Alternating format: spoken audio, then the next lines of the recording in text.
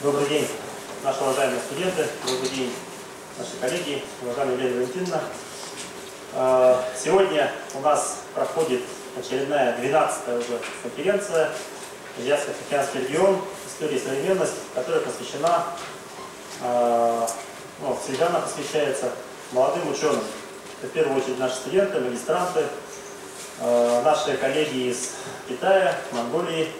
И вот 12-я конференция, мы ее посвящаем одному из основателей нашего Восточного факультета в свое время, Валентину Ивановичу Рассадину, который является первым заведующим кафедрой филологии Центральной и Восточной Азии, когда она так называлась. У меня, вот когда я был студентом, была такая уникальная возможность, я сам слушал лекции Валентина Ивановича, правда, не был его учеником в плане научной деятельности, но я был студентом, одним из своих студентов. И хотелось бы сегодня начать, наверное, с двух основных вопросов. Вот, уважаемые наши востоковеды, регионоведы, филологи, педагоги, кем вы будете после окончания университета? Ну, про педагогов, наверное, сразу вопрос отпадает, да? Вы будете сразу учителями. Востоковеды, регионоведы, кем вы будете? Переводчики. Еще? Учеными. На самом деле, вот образовательный стандарт, который у нас с вами есть, в том числе и вот те фундаментальные научные труды, которые были заложены, готовят вас именно для того, чтобы вы стали учеными. Ваша основная деятельность – это научные исследования и для востоковедов, и для регионоведов, и для филологов, поскольку это является основной вашей деятельностью. Но впоследствии, конечно, мы расширяем ваше поле деятельности профессиональной. Вы можете стать переводчиками, можете стать менеджерами, управленцами, журналистами и так далее, и так далее. Второй вопрос. Этот вопрос я задавал студентам первого курса востоковедов. Что вы считаете самым величайшим изобретением в истории человечества? Письменность. Письменность. Абсолютно верно. И сегодня не случайно мы говорим о Валентине Ивановиче Рассадине, потому что Валентин Иванович является автором создания письменности для такой народности, как тафалары. И если бы не было письменности, у нас не было бы, об этом мы с вами тоже говорили, помните, да, не было бы уникальной возможности хранить информацию и передавать ее в пространстве и во времени. И Валентин Иванович создал такую уникальную письменность для тафаларов, создал азбуку, и вот этот вклад его оценивается на уровне мировой науки. И хочется пожелать, чтобы вы, студенты, в первую очередь я имею в виду студентов кафедры филологии Центральной Азии, а затем я имею в виду всех монголоведов, которые здесь собрались, я сам по базовой специальности монголовед. Я хочу, чтобы вы знали, что у нас работали величайшие люди, среди которых был Валентин Иванович Рассадин. И именно эти люди заложили основы настоящего Восточного института. Именно поэтому, без ложной скромности могу сказать, образование у нас в университете, у нас в Восточном институте является одним из самых качественных. И мы, я имею в виду Восточный институт, входим в пятерку классических востоковедных центров всей России, наряду с Петербургом, Москвой, Казанью, Улан-Удэ и Владивосток. Вот 5 востоковедных центров, которые у нас есть, мы являемся одним из центров востоковедения у нас в стране. Поскольку востоковедение – это комплексная наука, одной из составных частей востоковедения является монголоведение. И Валентин Иванович еще очень многие свои труды посвятил бурятскому языку. Особенности истории развития бурятского языка, особенности развития диалектов бурятского языка. Сам я писал курсовую работу по сравнению западно-бурятского диалекта с халхо-монгольским говором. Это тоже в определенной степени заслуга Валентина Ивановича. Но если говорить про такие обыденные вещи, да, когда он у нас преподавал, мы на него смотрели как на простого преподавателя. Впоследствии с годами я начал понимать, что это великий ученый, то есть это приходит с возрастом. И у него была одна из таких любимых шуток, он очень любил немецкий язык. А когда мы изучали, уже были студентами, мы изучали английский язык, хотя я в школе изучал немецкий, и он всегда шутил надо мной, он говорил, мы ведь понимаем, что немецкий язык это хороший язык. Английский язык, пишется Ливерпуль, читается Манчестер. Это такая тонкая лингвистическая шутка была у Валентина Ивановича. Кроме того, я для многих монголоидов уже это говорил, тоже, наверное, сегодня следует об этом сказать. На первом курсе меня хотели отчислить и поставили диагноз: Актамов, ты монгольский язык не выучишь, потому что он не для тебя, ты не можешь, у тебя нет способности в монгольском языке. Впоследствии это пришлось доказывать, что на самом деле я поступил сюда не просто так. И Валентин Иванович говорил такие вещи. Вот студенты, которые знают бурятский язык, они находятся в более невыгодной ситуации, нежели студенты, которые не знают бурятского языка. Потому что бурятский язык будет мешать вам изучать монгольский, пока монгольский язык. В определенной степени я с этим соглашусь. Ну и еще один такой момент, наверное, для нашего отделения бурятоведения очень важный, да. Очень многие наши студенты, которые, я имею в виду этнические буряты, которые не знают бурятский язык, они потом к нему приходят через монгольский язык. Это тоже одна из таких, наверное, особенных вещей, которые есть у нас в институте, которые заложил, действительно, может быть, сам того не ведая, Валентин Иванович. И мне очень хочется, чтобы вы, наши студенты, понимали то, насколько фундаментальной является у нас основа в Восточном институте. Что вы знали, что те преподаватели, которые у нас вели, которые заложили основу Восточного факультета, Национального гуманитарного института, все они являлись великими учеными. И вот ваши сегодняшние преподаватели – это продукт, это результат работы вот таких людей, как Валентин Иванович.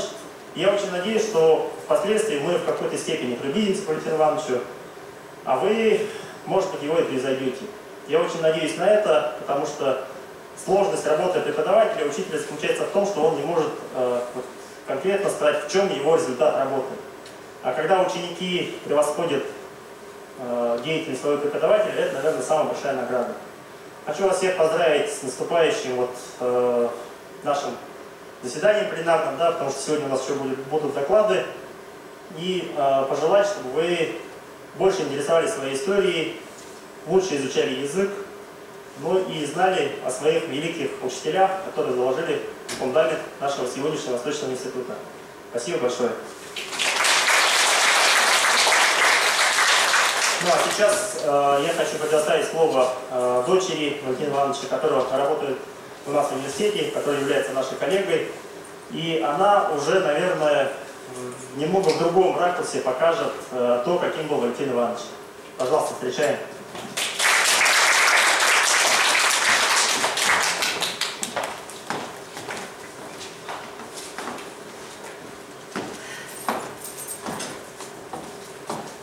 Добрый день, дорогие студенты, уважаемые преподаватели Восточного факультета.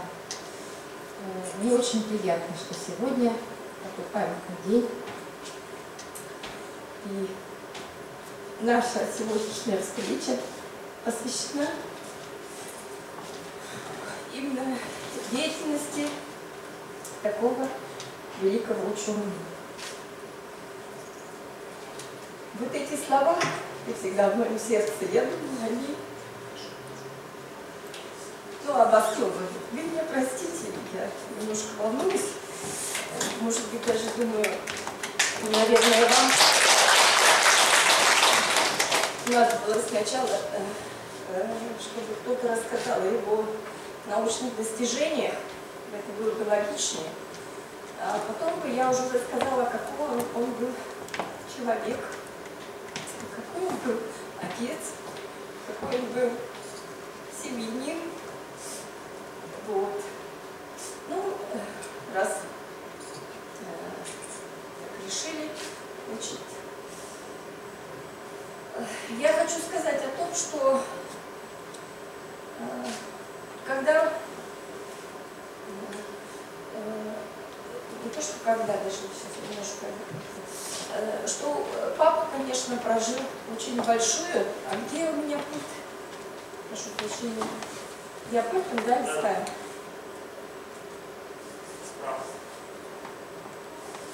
Большую, красивую, долгую творческую жизнь.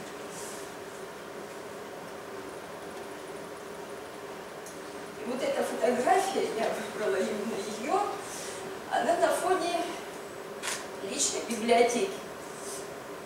Вот я хочу сказать, конечно, он безумно любил науку, он ею жил, и всю свою жизнь он посвятил именно ей. Единственный, ненаглядный, для него неповторимый, это большой науки. Вот эти стеллажи он делал своими руками. Сначала у нас был стеллаж небольшой, я помню, на одну стену. Потом этот стеллаж разросся, его кабинет уже с двух сторон был полностью от пола до потолка вот, именно вот этими полками уложен, книгами. И вот я думаю, вот все это богатство научных идей, научных каких-то помыслов, он черпал, конечно же, не только из своей жизни, из исследований, но и он изучил огромнейшее количество именно литературы. И вот его путь становления, я думаю, он был заложен еще в детстве. Папа родился в семье, где мама у него, моя бабушка, она была ижорка. Это карело-финская группа языков, а дедушка мой, его папа, вот, он был русский. И папе в детстве удалось общаться с родителями мамы. Он родился под Псковом. И именно на ижорском языке наша бабушка, прабабушка, вот она очень хорошо говорила. И вот он как бы видел, наблюдал все это. Язык, кроме русского, он слышал еще вот другой язык. Этот язык был ему родной. У него, конечно, было тяжелое детство. Он родился 12 ноября 1939 года. И когда началась Великая Отечественная война, он был маленький. Буквально 2 года. Жили они под Псковом. И Псков, вы знаете, это уже Ленинградская область. И очень быстро Псков был оккупирован войсками фашистской Германии. И мой папа со своей мамой, дедушка был, Иван Иванович, призван на войну, он был артиллеристом, он дослужил до звания майора, прошел всю войну, у него очень много наград. А папа с бабушкой остался дома в Пскове и попал вот в это, значит, окружение, да, в оккупацию. И, значит, немецкое командование гражданских лиц не, скажем так, щадило. Их очень быстро всех собрали, значит, забили в товарный вагон и угнали в Литву для того, чтобы вот эти молодые женщины, мужчины и возрастные, если были, чтобы они работали на благо Германской империи. Значит, в данном случае вот папа с бабушкой попали в Литву, и еще с 2 бабушкиными родственниками, это с мамой, с сестрой и двоюродным братом, вот они, так сказать, небольшой такой группой вместе держались, значит, попали, их выкупили, прямо было рабство некогда, значит, их выкупил один литовский, такой, ну скажем, зажиточный помещик или крестьянин, для работы на своих овощных плантациях. И вот папа с детства работал, причем кормили только взрослых, бабушку, вот ее сестру и дядю, а папу и еще вот 2 его двоюродных братьев и сестер не кормили. То есть бабушка, родители специально оставляли какой-то долю еды своим детям.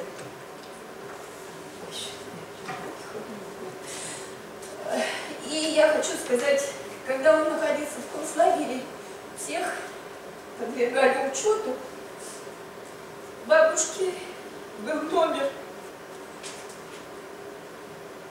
Каленов Шемилов.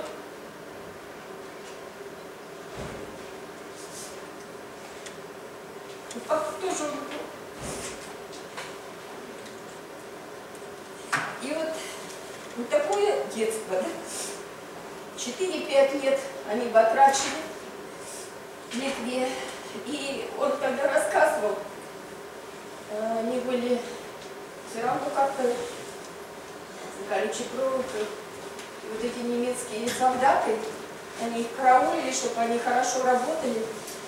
И вот иногда кто-то играл на губной гармошке и заставляли этих детей, значит, ну, как-то так развлекать их, что ли, плясать, петь песни.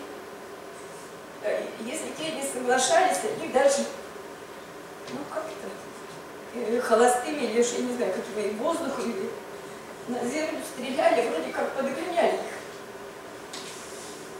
Когда папа мне это рассказывал, он тоже плакал. Ну, как-то у него слезы наворачивались. И вот когда он впервые слышал немецкую речь, я думаю, ему тоже было очень... Тогда хотелось просто понять, что это за люди, о чем они говорят, почему они называют русских свиньями. И вот, я думаю, именно тогда, в то время, в детстве, когда они испытали много лишений, когда они испытали много вот каких-то таких душевных мук, голода, тогда закалялся его характер, становилась его личность. Он был очень добрым, очень отзывчивым и внимательным. И когда война закончилась, он говорил, что они не верили, что все это закончилось, их рабство. И потом они поехали опять в Псков, начали жизнь. Ленинград тогда строился, только отстраивался, он был очень сильно разрушен. Дедушка пришел с фронта, вот, и папа пошел в школу в Пскове. И соседом по партии у него был, и другом большим по жизни стал, татарин. И этот мальчик, родители тоже, они как бы хотели, чтобы их сын знал свой родной язык. И вот этот мальчик, татарин, я уже забыла его имя, значит, приносили иногда, ну, папа дружил с ним, он иногда приносил в школу учебники татарского языка.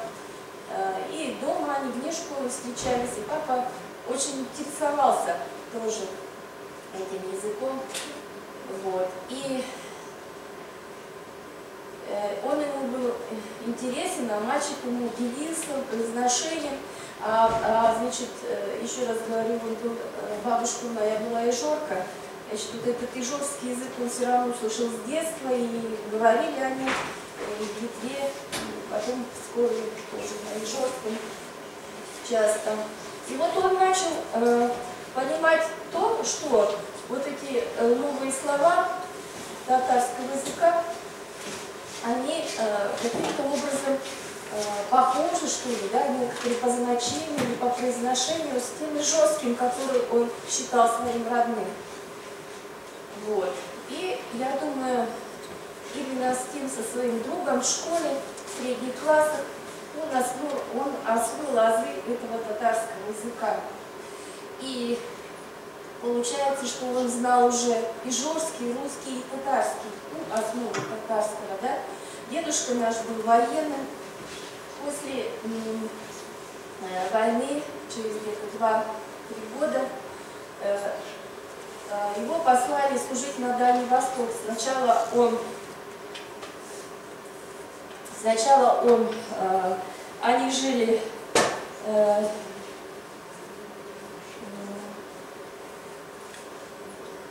в общем, потом они переехали на Сахалин. Я не записала, волнуюсь так, что даже забыла город. Не Комсомольск на Амуре, еще вот один какой-то город был. Вот. И дальше потом он переехал на остров Сахалин. Они все переехали. Папа там заканчивал школу. И вот там тоже были, окружение было непростое. Было много, значит, скажем так, и, наверное, больше китайцев, корейцев. Но самое главное, на Сахалине он встретил, вот дедушка был военный, служили солдаты, и он встретил ребят, которые были из Бурятии. И вот эти солдаты-буряты, они же говорили опять между собой на своем бурятском языке. И, значит, он начал прислушиваться и обнаружил, что опять он какие-то слова понимает, какие-то вещи ему знакомы, звуки. И вот так вот, общаясь с этими ребятами, значит, он впервые услышал бурятскую речь. И я думаю, вот какие-то вот такие, вот эти вот факты, да, биографии, они очень много, важную роль сыграли, решающую роль сыграли, значит, в том, что кем же он будет после школы, после учебы. И то, что у него развивались хорошие лингвистические способности, то, что у него была прекрасная память, то, что был он очень трудолюбивый и очень усердно работал, изучал, вот, я думаю, все это помогло ему вот, в выборе его дальнейшей специальности. Из Сахалина он поехал в Петербург, потому что дедушку папа закончил весной, как вы знаете, все выпускные весной, да, а дедушку осенью, зимой должны были уже переводить в Ленинград, и поэтому папа поехал именно поступать в Ленинградский государственный университет. И 18 дней, он говорил, он ехал 18 дней, добирался до этого города. Это уже переводчик.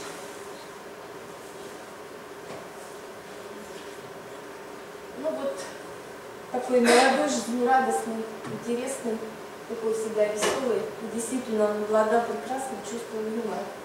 Так вот, 18 дней он добирался до Ленинграда, поступил в ЛГУ. Там был большой конкурс, но все-таки у него была очень хорошая, блестящая подготовка. Он всегда учился очень хорошо, блестяще учился. Вот он с легкостью поступил, прошел этот конкурс, выдержал и обучался. И вот, читая из воспоминаний, вот у него есть книга, значит, книг много, посвященных его творческой деятельности. Вот, на 75-летие Калмыцкий университет издал вот такую книгу. Я вообще, когда после того, как ездила, туда привезла сюда несколько экземпляров. Мне кажется, в библиотеке должны быть. Вот вы посмотрите, если кому-то интересно. Так вот, там один из его однокурсников пишет, что, значит, преподаватели, заведующие кафедрой, в самый первый день, когда знакомство шло с факультетом, со студентами, и именно с теми студентами, которые будут специализироваться на кафедре вот, восточных языков, значит, вот, он сразу сказал: очень большое количество времени вам понадобится на то, чтобы изучать дополнительно, работать самостоятельно большой материал. И я вот сама как педагог, я знаю, мы нашим студентам своим то же самое говорим, да, но не все же вот это реализуют, вот это как бы, это напутствие или этот посыл, да, добрый от старших, значит, товарищей. И я думаю, папа очень правильно все это понял. И на самом деле, видимо, просто трудолюбие было вот у него где-то в крови в детстве получено, что действительно надо трудиться. Вот. И вот он пишет, что они учились, у них очень тяжелый был, насыщенный день, объем материала очень большой. Я думаю, вы сами сейчас учитесь на Восточном факультете, вы знаете, какой объем нагрузки бывает, но Но тогда, видимо, это было что-то неимоверное. Значит, с 8 утра, написано, до 5 вечера были занятия, лекции и практические. С 8 до 5 вечера. Сейчас вот я по расписанию многих смотрю факультетов. 3 пары максимум, да, что можно ставить. И после этого они пишут, он пишет, это его сокурсник, что они шли в библиотеку, после ужина они шли в библиотеку и занимались, выходили оттуда прямо пока их не выгоняли, до 10 вечера. И я в свое время, помню, когда я училась в школе, он все время мне говорил, значит, надо голову держать, ноги в тепле, желудок в голоде, а голову в холоде. И тогда ум будет ясный, и, скажем, от любого занятия будет толк, да, от любых занятий, от любого чтения. Вот. И вот такой сдержанность и аскетизм, вы знаете, он, я думаю, пронес через всю жизнь, потому что он никогда, его не интересовало что-то, ну, материальное. В первую очередь он был богат сам, очень духовно, ну и нас, конечно, старался развивать именно в этом отношении. Вот. Он прекрасно закончил Ленинградский университет и по распределению попал в город Дархан переводчиком, работал переводчиком. Он был очень доволен, когда он сам мне рассказывал об этой участке своей жизни, он говорил, что именно вот целый год, когда он жил в языковой среде, и год общался на монгольском языке, это очень много ему дало. Значит, то есть он овладел в совершенстве этим монгольским языком, практически вот эти навыки, занятия, тем более он работал в строительной организации, совершенно новая лексика, значит, какая-то такая специальная, специфическая среда. Вот. Дальше, через год, там надо было, по-моему, несколько лет отработать, но он каким-то образом, значит, ему удалось вернуться, и он должен был поступить в аспирантуру, значит,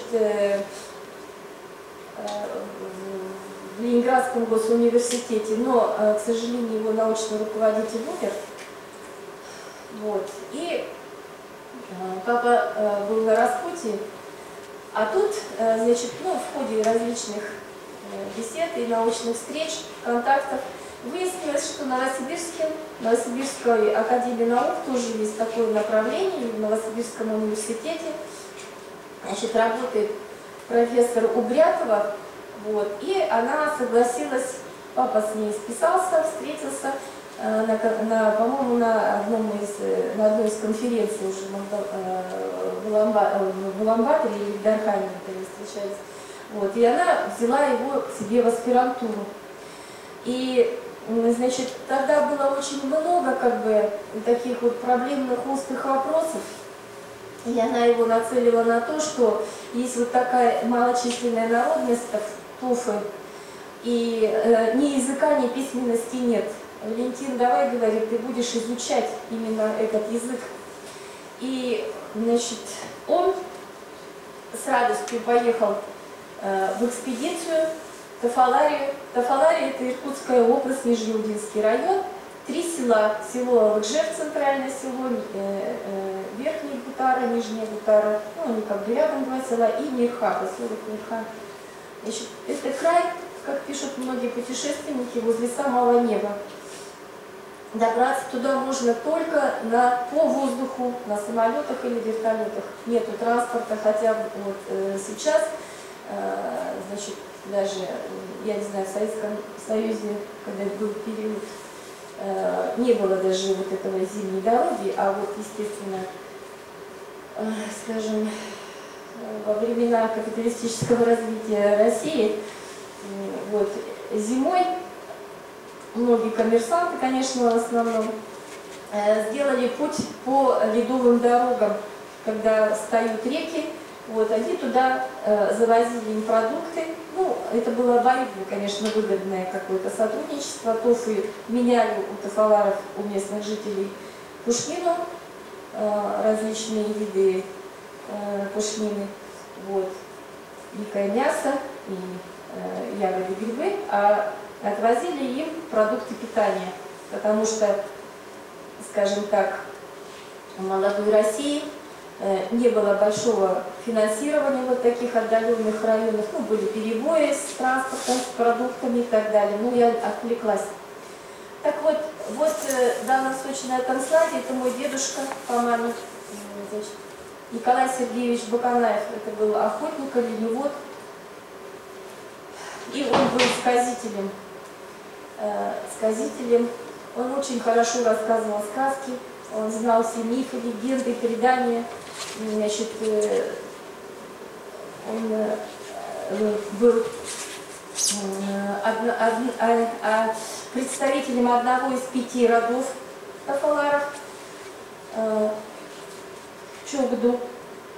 Вот. И папа именно получилось так, что он встречался, приехал когда в экспедиции своей, будучи аспирантом, значит, самый в первый же свой летний полевой сезон встретился вот с Николаем Сергеевичем, общался с ним, много проводил времени, потому что язык изучать это, ну, скажем так, не просто, да, значит, как вот он потом мне иногда рассказывал, говорил, что иногда пытался просить их повторять несколько раз какие-то слова, потому что они были необычные, значит, пытался как-то записывать какими-то звуками своими, транскрипцию сам что-то изобретал, вот. А старики, они смеялись, иногда над ним подсмеивались, подшучивали, говорили: такой молодой, глухой, что ли? Ничего не понимаешь, несколько раз тебе повторять. Ну вот он, несмотря на все вот какие-то такие вот вещи, самое главное, нужно было узнать быт, вот эти какие-то быт, культуру, сказания. И вот очень много времени он с ними проводил. И, конечно, из своих экспедиций он привозил богатый материал. Это были и сказки, и какие-то слова, названия предметов быта, обихода, какие-то слова для промысла и так далее. Вот. И в первую очередь именно вот мой дедушка встретился им. А потом моя мама, она училась, она значит, была немножко младше папы, на несколько лет. Она поступала в Иркутске, она говорила, поступала в театральное училище. И со второго тура, первый тур она прошла, со второго тура она вот не попала туда, она на радостях поела мороженое, вот, и не смогла правильно спеть, там что-то вот, показать голосовые. И приехал сюда. А мама в Иркутске жила где-то года 2. То есть первые 2 года папа ее не видел. И вот потом, вот он, пожалуйста, в экспедициях на охоте, смотрите, разделывает кабарду. Это было, конечно, необычное зрелище, такой молодой, красивый, высокий парень, голубыми глазами, блондин. И вот его, вы знаете, клубный такой, его вот это все так завораживало. Он, конечно, закаленный с детства, его не пугала вот эта вот таежная какая-то жизнь, лишение каких-то удобств и так далее. Он с радостью все это воспринимал, изучал. Очень любил он лес, охоту, тайгу. Вот именно там он к этому приобщился. И, представляете, он прямо с таким интересом, он говорит, что вот на этой фотографии, вот он первый раз, нет, он видел, как это делали, и вот он первый раз сам вот сделал вот это животное, такое мелкую косулю, кабарга. И, значит, приобретал сам навыки, да? Дальше. Ну вот он встретил маму. И я так поняла, сразу, видимо, влюбился. Все, уже потом без Тафаларии, без Тофов, он, я так поняла, уже больше не было никакой жизни. Поэтому у него было вдохновение вообще очень огромное. Вот по отзывам я слышала какие-то отзывы его коллег, как он защищался, кандидатскую защищал и так далее. Это была прекрасная защита, и он очень быстро сделал свою работу. Вот 3 года буквально, и сразу, значит, там выпустился уже с предоставлением вот этого труда научного, да, и получается, через какое-то время, по-моему, через полгода даже уже в Новосибирске блестяще защитил эту диссертацию. Я считаю, что вот это, значит, я в 1965 году уже, это уже он был уже кандидатом наук.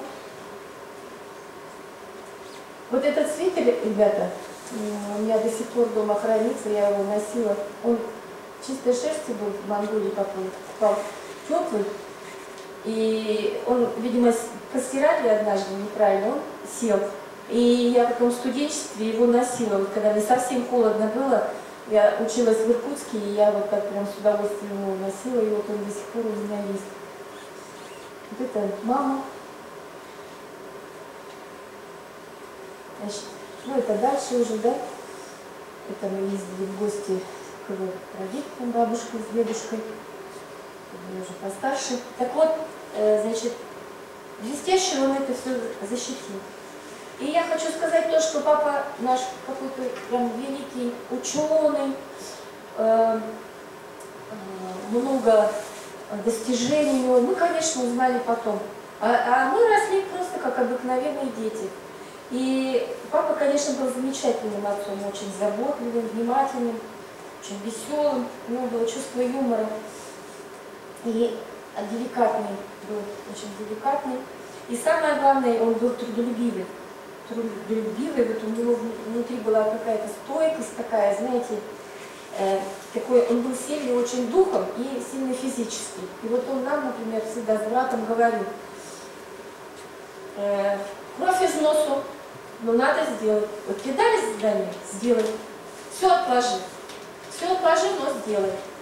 И еще другое, вот он любил тоже поговаривать, никогда на завтра не откладывай то, что можно сделать сегодня. А потом, когда я стала студенткой, он добавлял, Алена, никогда на завтра не откладывай еду, которую можно скушать сегодня. Ну, это он как бы уже утрировал, шутил и так далее, да?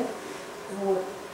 Так вот, я хочу сказать, что мама-то у нас работала, она, значит, не получилось у нее такое, значит, в мире искусства обучаться с папой и с моими родами, да? Значит, она, конечно, отошла от этого. И когда после защиты кандидатской диссертации папу пригласили как блестящего специалиста, тогда открывался в Улан-Удэ научный, Бурятский научный центр, только формировались его кадры, и вот, значит, Убрятова его порекомендовала, и его пригласили на работу, и он пришел младшим научным сотрудником. Вот. Мы жили сначала на улице Чертенкова, а потом уже и дали квартиру на улице Солнечной, это, значит, они до сих пор так называются, дома возле БНЦ, называются БНЦские дома, там жили сотрудники БНЦ. Ученые, в основном, у нас такая была своеобразная среда, в нашем доме жили и биологи, и химики, и геологи, вот, филологи, в общем, все мы вместе жили, росли. Так вот, по поводу детства. Я хочу, мне сразу вспоминается такая ситуация. Мама моя была, она выучилась на вечернем она училась отделении, я так понимаю, видимо, во ВЗГУТу, что ли. Вот. И выучилась и стала инженерным сотрудником, инженером на приборостроительном заводе. И вот пока она училась, она днем-то сидела вроде со мной, где-то до 3 лет я, видимо, была дома, сидела. Садика не было, яслей мало было, тогда не попасть. И, а вечером уходила учиться, а папа, наоборот, с утра работал, а домой приходил, как бы заменял ее. И представляете, он после Дархана, монгольский язык знает, тафаларский язык освоил, да? Вот. Он стал на мне экспериментировать. Значит, что это значит? Он меня начал изучать параллельно. Мама меня русскому языку учит, он меня начал изучать монгольскому языку. Ага, обучать, да. И вот до такой степени, это вот, видимо, игра затянулась, что мама говорила, иногда, говорит, я, говорит, тебя вообще не понимала, что тебе надо. Вот что-то просишь, говорит, что-то говоришь, а папа смеялся, говорит, улыбался и переводил. Вот. Моя дочь говорит на монгольском языке, я перевожу для нее. Ну, эта игра, она была интересна, конечно, да, но вот вы знаете, ситуация в садике сложилась такая не очень хорошая, когда где-то года 3,5 меня, значит, ну, я заболела, кстати, и потом болела долго, видимо, и меня определили в санаторную группу, а санаторная группа, она была в садике с продленной группы, ну, весь садик какой-то продленный был, это вот круглосуточный, да, на Верхней Березовке. И вот в эту группу санаторную я попала, и папа меня должен был туда возить. В понедельник увозить, в пятницу вечером или в субботу утром забирать. И я вот помню, видимо, когда первый раз мы с ним поехали туда, ну, или, может быть, это такой день был, холод, мы стоим на остановке кинотеатра «Октябрь». Вот я помню вот эту, на этой вершине, мы туда сначала шли с Чертенкова, быстро, он идет быстрым шагом, я, значит, бегу. Зима, видимо, или начало декабря, метель. Вот это какая-то длинная шубка, бабушка из Питера прислала мне, ты знаешь, в Улан-Удэ холодно. Длинная шубка коричневая, такая овчинная, вот я и бегу за ним, просто бегу. На автобус опасно, что не надо меня отвезти к 8 и еще назад вернуться, да, успеть на работу. Вот. И это метель, и я, видимо, так замерзла. Мы стоим, ждем этот автобус номер 8. А он не идет и не идет. И вот папа видит, что я уже вообще леденеваю. Вот он меня так взял на руки и вот так сам повернулся, как-то вот закрыл, чтобы мне не в лицо, никуда вообще меня не дул этот метель, как-то укутывал долго, прямо закутывал. Ну, то есть, понимаете, как-то вот так все внимательно. Иногда вот смотришь, даже молодые родители, мамы-то не всегда вот даже нормально ребенка оденут, закроют, там как-то укутают, да, завяжут. Вот. Но это как бы, потом я маму спрашивала, я говорю, это когда было-то, надо где-то вот 3,5 года тебе было. То есть, представляете, мне было, видимо, так холодно, и вот я помню, как вот он меня пытался согреть. Потом пришла эта 8-ерка, маленький пазик, все туда. Он со мной на руках, так вот едем, это долго, 40 минут, говорит, ехали в узкие улицы, ну ладно. А вот по поводу моего пребывания в садике, я пришла туда, говорю на монгольском языке. А нянечки и воспитатели, они же это чередуются, день одна, день вторая. И вот в первый день, видимо, была воспитатель буряточка. Ну, мы с ней, я ее даже помню, Нина Дмитриевна, такая приятная, длинные волосы, она очень красиво укладывала свои длинные волосы, какие-то прически. Я помню, когда она их распускала, они у нее были почти до колена, вот, сзади вот, очень, ну, ниже попы это точно. Вот. И как бы вот к ней у меня хорошее воспоминание, все. А вторая была, значит, мой муж даже не запомнил ее имя, была женщина русская. Она прямо не понимала меня, понимаете? На бурятском языке я с ней общаюсь, более-менее понимала, пошли кушать там еще куда-то, все. А это ничего не понимает. И представляете, видимо, она так жестко вот мне это запретила, говорит на русском, наказывала, мне кажется, меня. Я так помню, что я даже плакала. И папе, главное, папа потом рассказывал, он пришел за мной, первая неделя моя прошла, он пришел за мной, приехала, и она ему выговаривает, говорит, вот сам русский, а почему ребенок у вас не на русском говорит? Почему мы не можем, а у них же своя программа, там надо то рисовать, то еще что-то делать, то, значит, с флажками ходить, то зарядку делать. Я ничего не понимаю, что она говорит. Вот. И так категорично она все это делала, представляете, видимо, отбила вообще меня на всю жизнь, последующую вообще желание изучать что-либо. Значит, я пришла домой и сказала, папа, больше я с тобой не учи меня, ни монгольскому не говори, все с языками, я как бы вот в той поре. Я очень сожалею, что именно эта женщина встретилась на моем пути. Может быть, сейчас были бы люди, которые могли продолжать дело, да, папы. Ну, значит, немножечко другие вещи зато произошли. Вот такая интересная ситуация была. Дальше. Вот еще я помню так, вот когда теплое, особенно время года было, да, значит, вот он иногда с мамой, брат тогда еще не было, я в садике была, забирали меня с Верхней Березовки и вот устраивали вот в лесу какой-то пикничок, костерок, чай в котелке, да, и вот на палочках, значит, что-то жарили, может хлеб, может колбасу, я уж не помню, что так вкусно было. И самое главное, вот радость от того, что родители наконец за мной приехали и устраивали мне такой небольшой пикник. Ну, какое-то было состояние какой-то радости. Дальше, например, я помню, как, например, папа учил меня читать и писать. Вот это было, я помню, весной или летом. То есть вот осенью я уже должна была идти в школу. Буквально, у нас вот буквально, да, это сейчас детей там рано начинают всему учить, а тогда, может, кто-то и учился, но вот я помню, в 6 лет он начал меня учить. И буквы, скорее всего, я так понимаю, потому что потом он же предлагал методику изучения родного языка как иностранного. Видимо, скорее всего, вот так эти буковки быстренько я изучила. И вот самое сложное для меня было складывать их, складывать и читать. Ну там, и самое главное, еще же нужно осмыслить, что ты прочитал. И потом, я помню, мама говорила, ты буквы-то быстро выучила, а вот складывать их вот ну, никак не могла. И вот вы знаете, я помню, как он делал это, как он приучал.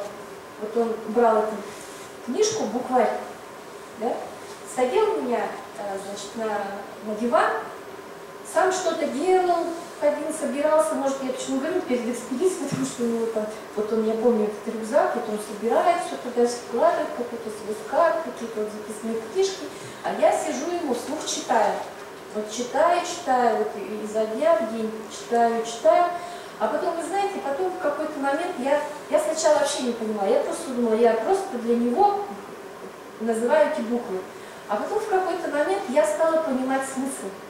И мне стало самой так интересно, когда вот сам осознаешь этот смысл. И он перед отъездом дал мне такую толстенькую книжку, но с большими буквами. Вот я ее сказала, Алена, ты должна ее всю прочитать, потом мне расскажешь, о чем это. Вот я единственная книжка, которую я не прочитала когда это, вот ты должна мне потом рассказать, что бы там было. И я прям с таким рвением ее читала, чтобы папе рассказать эти сказки. Вот. Дальше еще такой момент. Я помню, это уже, наверное, младшая школа, там 2-3 класс. Еще в 1 классе, помню, проходили время, да, часы, как ориентироваться, все. Значит, вот он сделал часы такие из картона, циферблат, сделал стрелочки, и помню, резиночкой там взяли стрелочки, и стрелочки могли двигаться. И вот он буквально там за 1-2 занятия мы с ним изучили время. И вы знаете, я потом эту методику уже своих собственных детей, я помню, и брата также научили, уже я ему учила времени, я брата своего, уже как помладше он был, для школы не ждали. А потом я своих детей уже учила по такой же методике.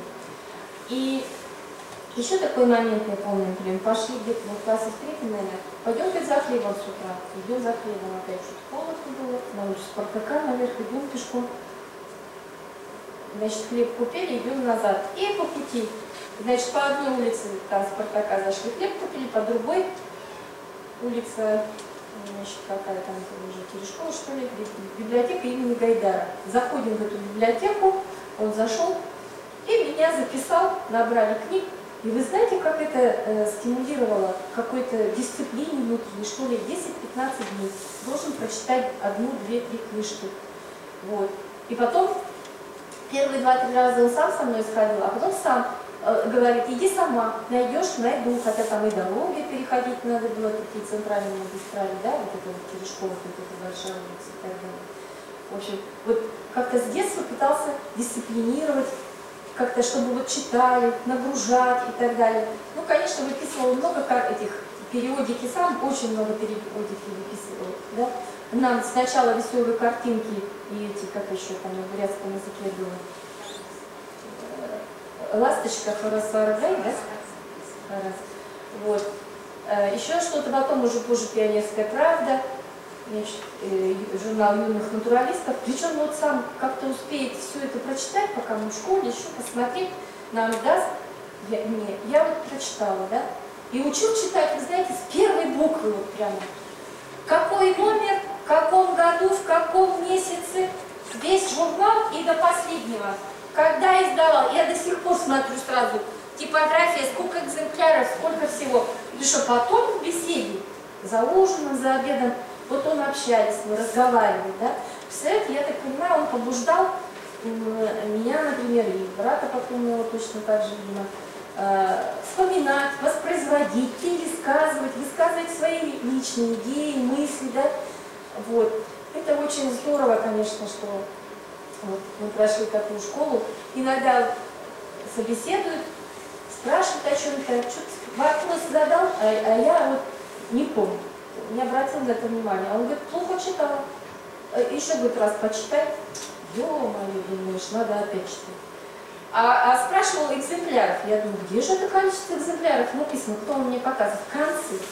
То есть вот таким образом он учил, чтобы я до самого последнего прочитала, до последней буковки.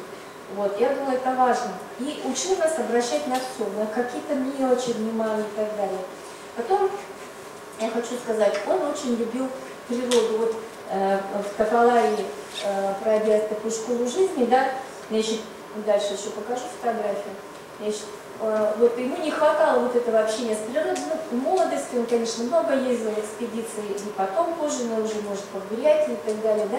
И все равно в этой обыденной жизни, я сейчас даже сама понимаю, нам не хватает вот этого тишины, спокойствия, какого-то вот этого вот, чего-то такого грандиозного. А потом природа, она же обогащает, она дает силы, энергии, чистый воздух. Вот ты ходишь пешком, и вот он учил нас вот эту природу слушать и понимать. Никогда не шуметь, да? Вот слушать шум ветра, шум листвы, голоса птиц различать, говорили как-то, да? Вот эти травки смотреть, даже следы животных нам показывал. Вот мы жили тогда, вот еще раз говорю, в районе БНЦ и ходили наверх на Комушку, это за онкологический диспансер, еще выше. Вот на этой фотографии здесь, это гости были из Германии, его друг, у него было очень много друзей. И вот с одним из друзей, Петр Цими, у него была дочь, мы дружили семьями. Значит, это дочь Зази, там я. И вот посмотрите, как мы гуляли. Вот это то, что у него на багажнике сзади, вот такой тюк, да, в рюкзаке, это у него брезентовые покрышки вот такого чума. Вот он строил чум. У тофов такая национальная избушка, чум. Ости деревянные, связывались наверху. Значит, вот эти брезентовые покрышки, вот он сшил сам, даже на руках шил сидел, здесь чтобы как-то там как надо закреплял, покрывал. И вот это он всегда говорил, ой, у меня дом, говорит, в любом уголке, говорит, леса может быть, там, в любом уголке России и так далее, да. Я везде найду свой дом, поставлю чум, могу жить. Вот. И потом вот, когда эти гости приехали, мы тоже пошли, и вот на велосипед грузили весь карт, вот так вот он везли их наверх, и показывал им этот чум свой вместе с гостями. Дальше, например, еще что, я тут немножко просто наброски, иначе я забуду.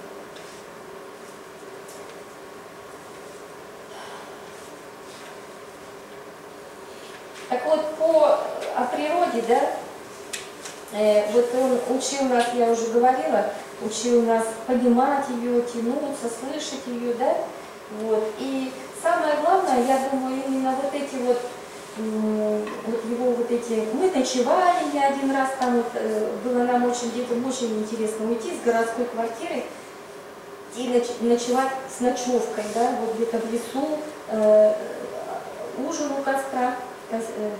Значит, у него были всегда приспособления, таганок, котелок, значит, и супчик сварит, и чай, и какие-то опять нажарить нам на палочках какие-то, может быть, мясо, колбаску и так далее. Ну, то есть он нам все равно уделял время. И конечно, вот тогда, именно тогда он, я думаю, именно заложил какие-то основы именно в нас с братом. Потому что, посмотрите, я стала биологом, а брат мой стал этнографом, да? И именно вот через такие какие-то встречи, беседы, вот такие какие-то, значит, поездки и походы. Вообще, я хочу сказать, он был очень большим романтиком и любил путешествия, значит, и нас с семьей он возил, значит, в 7 классе мы ездили в Венгрию, тоже к его друзьям. А в 8 классе мы ездили в Германию. Вот. И, то есть смотрели, путешествовали новые страны и так далее. Так вот, я хочу сказать, конечно, вот он уделял, все равно вот, нам уделял время и внимание. И каждую минуту, когда мы с ним оставались, например, вместе, да, он всегда пытался провести ее с пользой. Не просто так, ну вот ест ребенок и ест, а он всегда что-то говорил, что-то напутствовал, о чем-то спрашивал, вот как я говорю, любил обсуждать нам книги. И еще я помню так, вот в средней школе, когда мы перешли, уже начались разные предметы, вот он увидел, что я что-то как-то не справляюсь, какие-то оценки не очень, там, может быть, тройки появились. И он решил научить меня, ну, в общем, сделать домашнее задание по вот этим устным предметам. Русский, математика, понятно, там, реши, спеши, ставь и так далее. А тут надо читать же. А там часто говорили, план-конспект. Видимо, что-то написать в тетрадке. Я говорю, что такое план-конспект? И он мне говорил всегда, несколько раз надо прочитать и найти главную мысль. Вот это важно, главная мысль. И все. Когда найдешь главную мысль, значит, сразу все станет ясно. И вот, и знаете, в свое время я когда потом выучилась и поехала поступать в Иркутск, значит, мне было легко учиться в чужом городе, потому что я была самостоятельной. Папа нас подготовил к ней, меня, во всяком случае. Значит, почему? Потому что мама была на работе, папа тоже потом, ну, на работе, брат учился. Я как бы старше, и вот он мне открыл где-то в классе 8. Купил такую большую красивую поваренную книгу с картинками, с рецептами. Вот, давай, сегодня, вот так открыл, там непонятно какая страница. Сегодня у нас вот это блюдо. Я смотрю, какое красивое блюдо. Он говорит, я говорю, а где я чего возьму? Вот, открыл холодильник, вот здесь смотри, вот тут все у нас специи. Но я до этого помогала ему чего-то там солить, варить. И вот вы знаете, вот так он научил меня варить. То есть под его руководством чутким я освоила эту поваренную книгу. И в нашей семье появилось несколько блюд, которые мне особенно, видимо, хорошо удались. Но я, конечно, выбирала потом те, которые попроще. Вот. То есть вот у него была такая своя какая-то методика. Примерно так же он научил меня плавать. Значит, какой-то не очень глубокий водоем меня поместили. И барахтался, да? И на самом деле человек начинает выплывать и обучаться, да? Вот. И представляете, и потом вот осознание того, что это очень великий человек, у которого много работы, я поняла уже в институте.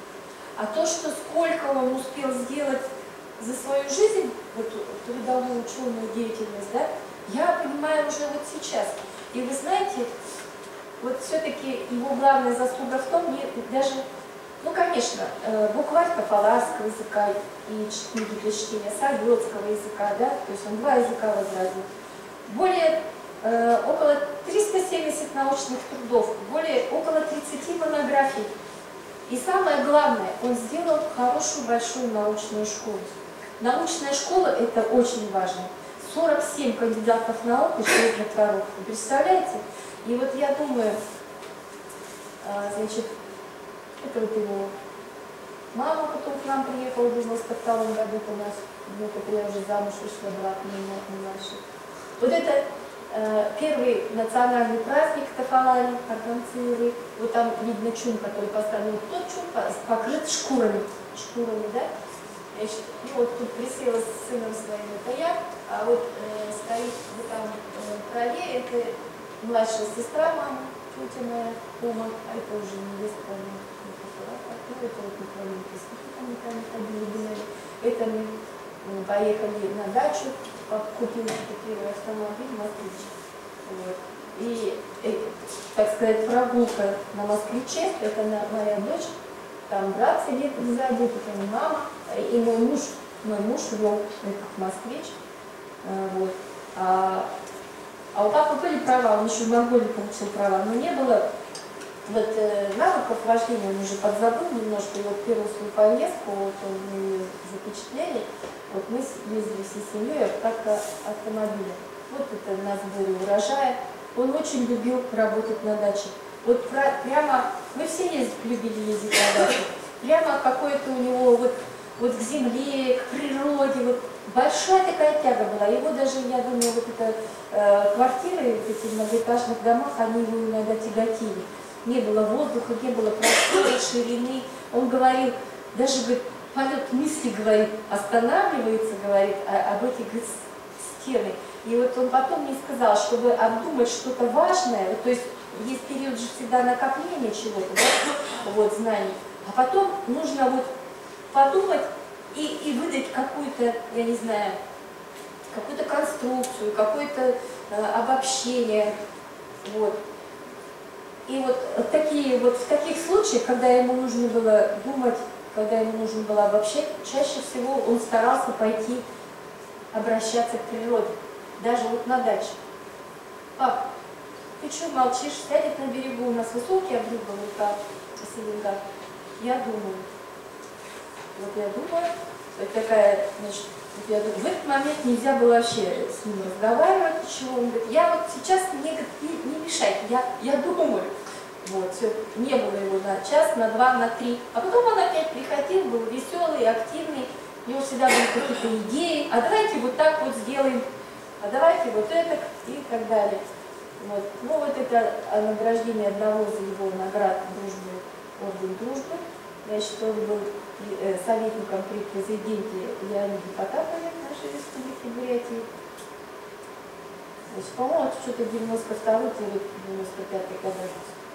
Вот. Ну, это вот тот злосчастный год, 98-й, мы не знаем ничего, встречали его радостно, 98-й год, мама наша. Вот. Ну и даже в этот год мы сделали, это я, конечно, уже инициатором была, постановку «Дети маленькие». Значит, брат уже вот женился на Гале, наверху, вот ниже это моя дочь, вот там, значит, Антоша, мой сынок, то есть уже двое детей, и мы решили сделать постановку «Муха-цикатуха». Значит, мы с детьми эту книжку вообще, когда папа приучал нас к чтению и так далее, он еще говорил, иногда нужно импровизировать, или может что-то от мамы было, не знаю. В общем, мы эту сказку решили поставить как небольшой спектакль домашний, и каждый получил эту роль. Ну, а летом, осенью у нас мама умерла.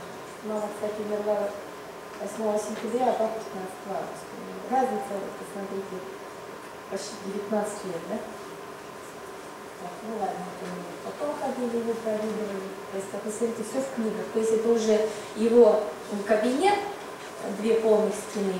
В зале вообще большущая стена в книгах. И уже вот те книги, которыми он работал, он всегда их выставлял, значит, уже ставились на диванчике. Светлана Михайловна, новый период в жизни нашего папы. Ну, вот он поздравлял, помню, к ним пошли в эти подмовку в гости. Вот. И что я хочу сказать. Когда он стал преподавать в Бурятском университете, очень сразу много наш дом стало посещать сначала дипломников, ребята писали дипломные работы, потом пошли кандидаты наук, приходили аспиранты. Вот. И докторанты, то есть в нашем доме все время были люди, все время кто-то приходил, уходил. И вы знаете, я хочу сказать, вот каждому из них, каждому из этих людей, он находил время, уделял это время. Он читал их работы досконально, вплоть до там, знаков препинания и так далее. Я сейчас смотрю, некоторые научные руководители удивляют даже этому. Они иногда свои работы дипломников своих даже не видят и не читают. Даже презентации некоторые не видят, потому что иногда там такие презентации бывают. А тут, представляете, он каждому находил время. И вот я еще раз говорю, вот это осознание того, когда он все это успевал, как он все это успевал. Весь такой огромный материал исследований он проводил. Вот он параллельно, у него параллельно всегда было несколько идей, несколько учеников, несколько вот идей. И я хочу сказать, у него была работа в Бурятском научном центре. Официально он там изучал бурятский язык и его диалекты. И в нерабочее время он посвятил себя уже Тополарскому языку, советскому и всем остальным своим вот этим значит, трудам. То есть, получается, он вел вообще колоссально тяжелую трудовую жизнь, очень тяжелую трудовую жизнь. И вот только благодаря тому, что он был физически здоров, крепок, да, вот он смог это все осилить. Вот он до последнего работал. И, конечно же, здоровье его подорвалось. Он получил сахарный диабет, потому что он очень сладко едит. Ну, я думаю, не только это, но еще нервная система, наверное, стрессы. Вот. И вот он иногда писал стихи, ну, вот такие вот четверостишие, я знаю, у него были. Вот это, значит, в июне он лежал в больнице, в городской клинической больнице города Виста. Значит, последний раз ему как бы госпитализировали, ему было очень тяжело, сахарный диабет, почки уже отказывали где-то лет 5-7, он еще на диализе, очень сложно все это было совмещать, но тем не менее все равно работал. И вот эти его откровения в последние дни.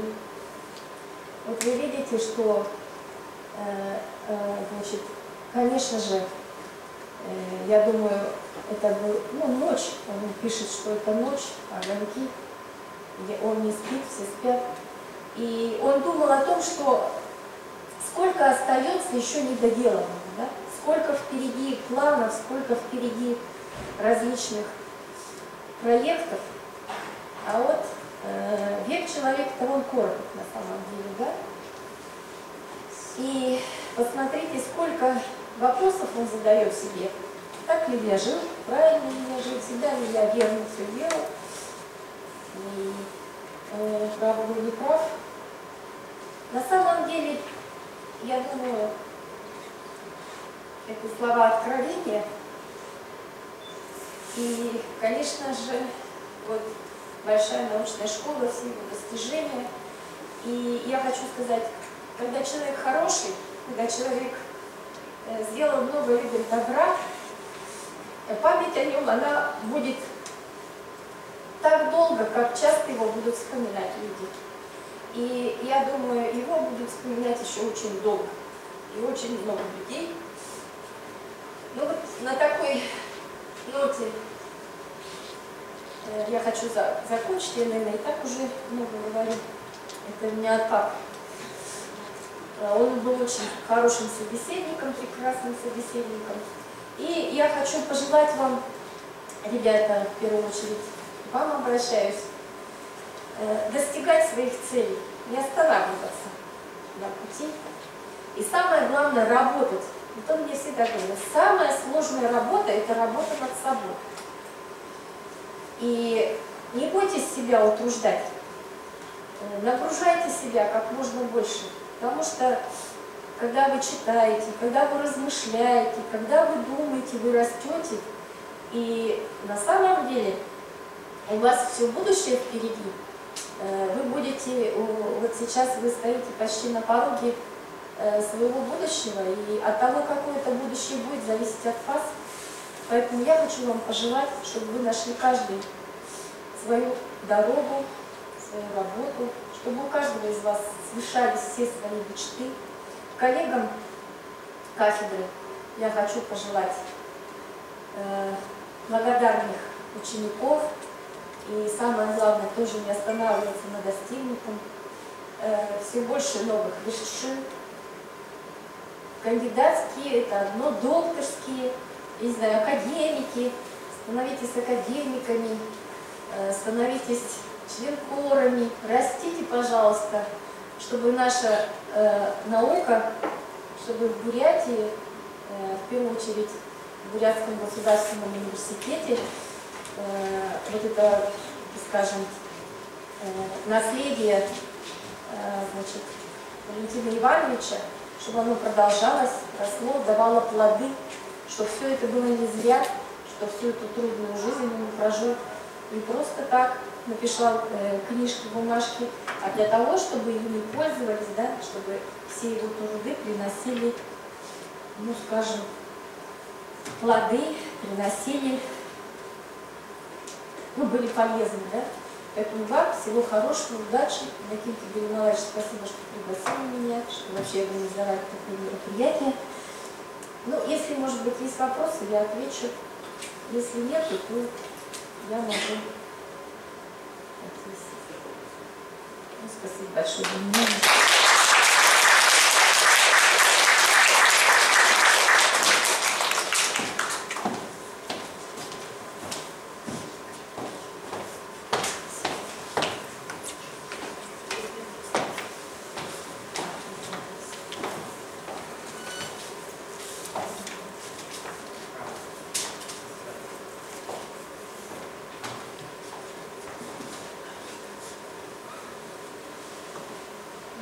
Здравствуйте, уважаемые участники конференции. Разрешите приветствовать вас в связи с началом работы конференции «Азиатско-Тихоокеанский регион. История и современность». И позвольте выступить с докладом «Научный вклад Валентина Ивановича Рассадина».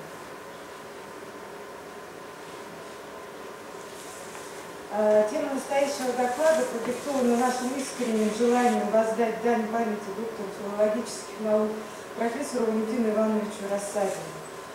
Труды Валентина Ивановича Рассадина по праву занимают одно из ведущих мест в истории монголоведения, тюркологии и алтаистики. Им написано более 450 научных работ, в том числе 40 монографий и многочисленные его ученики. Валентин Иванович Рассадин являлся основателем собственной научной школы по направлению сравнительное историческое, типологическое и сопоставительное языкознание.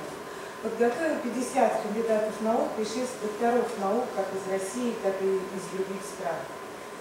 Его научный вклад настолько значительный, что по праву можно утверждать о рассадинском этапе в развитии алтаистических и монголоведных исследований в России. При поступлении в Ленинградский государственный университет он выбрал восточный факультет, поскольку еще в школьные годы интересовался и увлекся восточными языками, в частности татарским, самостоятельно изучив и арабскую письменность. В университете он постигал основы науки на кафедре монгольской филологии и параллельно интересовался тюркологией, получив разрешение посещать некоторые лекции на соседней тюркской кафедре. В качестве второго восточного языка Валентин Иванович изучал древнетюркский язык. Трудовая и научная деятельность началась в 1966 году, когда он после окончания научной аспирантуры был приглашен на работу в отдел языкознания Института общественных наук Бурятского научного центра СУРА. А в 1988 году избирается главным научным сотрудником отдела языкознания. С 1992 года по 2006 год работал по совместительству профессором, заведующим кафедрой филологии Центральной Азии. В 1992 году как раз он основал эту кафедру. В 2006 году Валентин Иванович Рассадин был приглашен в Калмыцкий государственный университет, и ему было предложено организовать и возглавить научный центр монголоведных и алтаистических исследований, одновременно являясь профессором кафедры калмыцкого языка и монголистики. Валентин Иванович Рассадин – один из крупнейших в мире специалистов в области сравнительно-исторического монгольского и тюркско-монгольского языкознания. Еще со студенческих лет, с 1957 года и до последних своих дней, Валентин Иванович Рассадин непосредственно занимался тюркскими и монгольскими языками, как в области их практического освоения, так и в области исследования звукового, грамматического, лексического строя этих языков.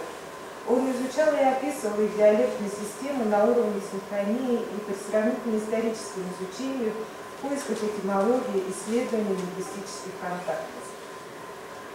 Основной особенностью исследовательской деятельности Валентина Ивановича Рассадина является то, что при изучении живых монгольских и тюркских языков и их диалектов он опирается главным образом на собственный полевой материал, собранный им во время многочисленных экспедиционных поездок в места расселения носителей этих языков и диалектов. Причем как на территории России, это Бурятия, Кавказия, Горный Алтай, Тува, Иркутская область, Киргизии, так и на территории Монголии и Китая. Как уже было выше отмечено, тополарские и советские языки были впервые подробно исследованы и описаны именно в работах Валентина Ивановича Рассадина, который до сих пор остается самым ценным, а часто единственным полноценным источником информации об этих практически исчезнувших языках.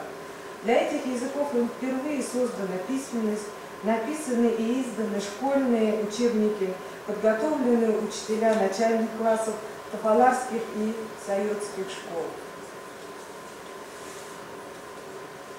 Выдающиеся результаты были получены Валентином Ивановичем Рассадиным в исследовании истории монгольских языков и их исторических связей с тюркскими языками, в описании диалектов и говоров бурятского языка. Вот те немногие монографии, которые были написаны Валентином Ивановичем Рассадиным. Разработки Валентина Ивановича Рассадина в области алтаистики, касающиеся как проблем установления родства монгольских языков с тюркскими, так и выдвижения нового семантического метода исследования этой гипотезы, представленные им в своих научных статьях, докладах и монографиях, получили полную поддержку и одобрение алтаистов. Валентин Иванович Рассадин являлся руководителем и исполнителем ряда научных проектов Российского гуманитарного научного фонда, как российских, так и международных. В рамках этих проектов опубликовал обобщающие монографии. Кроме того, он был исполнителем зарубежных проектов по исчезающим тюркским языкам. Это Турция, Казахстан и Норвегия. То есть каждый грант Валентина Ивановича Рассадина обязательно непременно заканчивался итоговой работой монографии. Это еще не полный перечень. Безусловно, роль Валентина Ивановича Рассадина в развитии отечественных исследований по алтаистике и тюрко-монгольскому языкознанию следует признать исключительной. А оригинальность и новизну его научных идей неоспоримыми. Его имя увековечено на страницах 3 энциклопедий: «Ведущие языковеды мира» и «Урало-Алтайское языкознание. Москва», «Ведущие языковеды мира» на английском языке в Лондоне. Спасибо за внимание.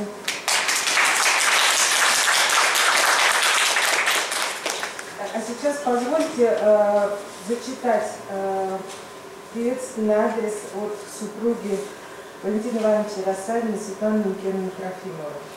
Уважаемые коллеги, дорогие друзья, разрешите мне как другу, соратнику, жене одной из основателей Восточного факультета Бурятского государственного университета поздравить всех с началом работы конференции и выразить вам всем благодарность за то, что вы помните своего профессора Валентина Ивановича и посвящаете именно эту конференцию молодых ученых памяти вашего учителя. Для Валентина Ивановича, который стоял у истоков факультета, годы, отданные факультету, делу его становления и развития, были самые счастливые в его жизни. Счастливые потому, что он любил общаться с молодежью и мог передать ей все свои знания и умения, поскольку лично участвовал в взращивании и воспитании новых поколений востоковедов, в том числе и молодых ученых, кандидатов наук. Был искренне счастлив и потому, что даже уезжая по приглашению в Калмыцкий государственный университет, он передал любимый им факультет и кафедру в надежные молодые руки. Он был спокоен за судьбу факультета, за судьбу востоковедной науки в Бурятии. Он всегда говорил, что у нее есть будущее. Она будет жить, пока будут жить все новые и новые поколения пытливых молодых людей, стремящихся к знаниям. Я помню, когда Валентин Иванович в июне 2012 года отправлял поздравления с 20-летием Восточного факультета, он подписался: «Всегда ваш, с искренними чувствами за счастливые годы совместной работы, профессор Рассадин Валентин Иванович».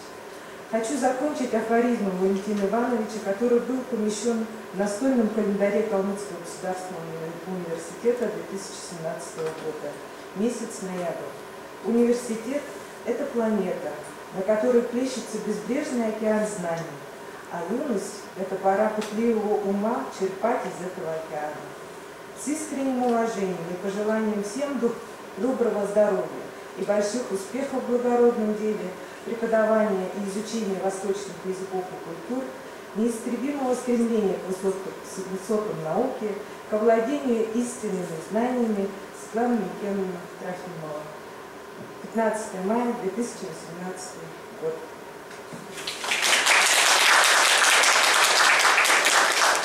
И коллеги из Калмыцкого государственного университета также прислали нам видео поздравления.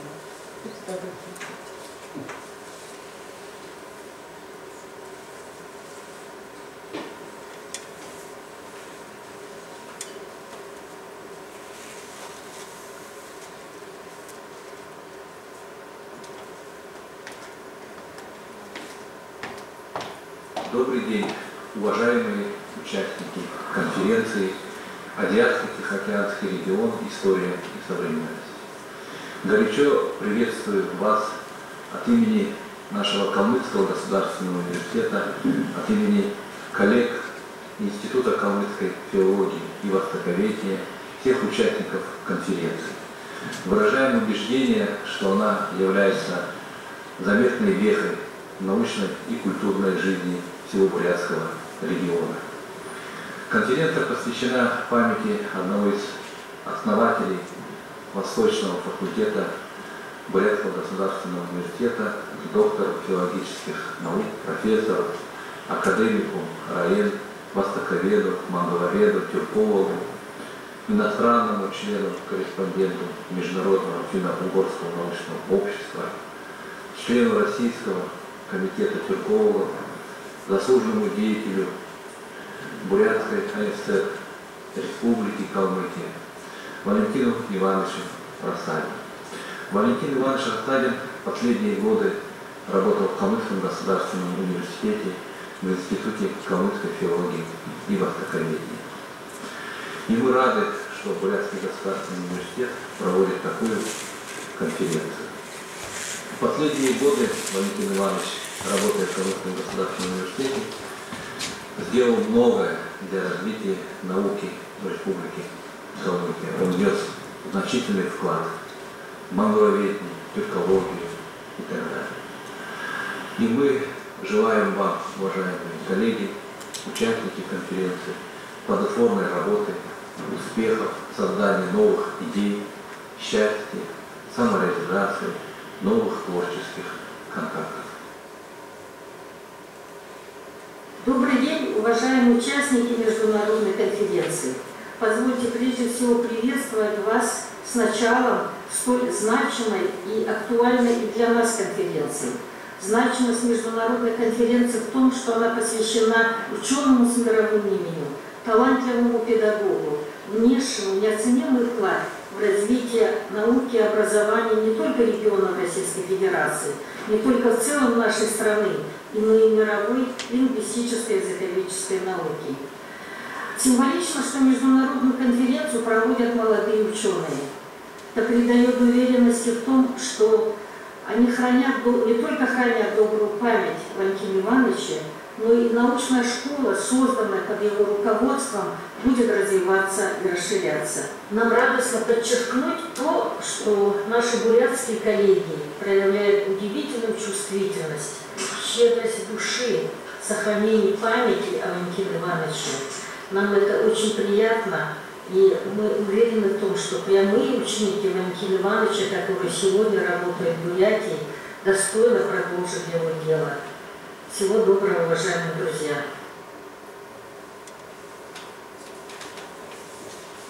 Ну что ж, уважаемые наши участники конференции, у нас сегодня состоялось пленарное заседание, да? Те доклады, те статьи, которые поступили у нас в сборник, они будут опубликованы позже. С докладами вы можете ознакомиться как в электронной версии, так и в печатном виде.